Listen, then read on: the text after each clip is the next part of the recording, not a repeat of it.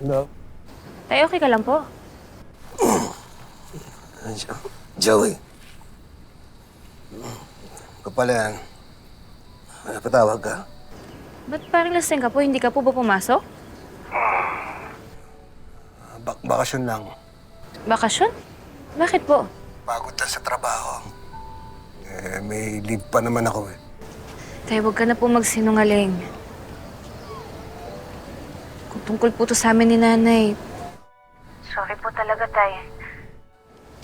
Eh, nabigla lang din po talaga ako sa nangyari eh.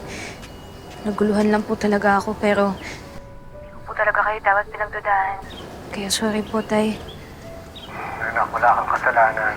May issue lang sa opisina, kaya hindi ko kayo nabibisita ng nanay mo. Ano pong issue?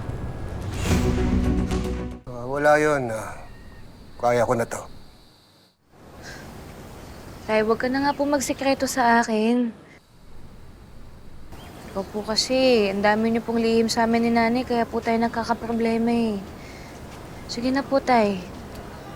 Ano po bang problema yan? Under investigation ako sa pagkamatay ni Staff Sergeant Ramon Orbos. Po?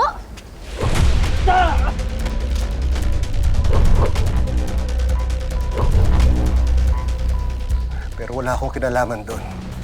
Oo naman, Tay. Imposible po talaga yun. Alam kong hindi ko yung gumawa nun. Salamat sa tiwala mo. Tay, hindi po ako basta naniniwala sa inyo. Alam ko po yung totoo. Ano yun? Basta po magkita po tayo ngayon na. May bibigay po ako makakatulong sa'yo.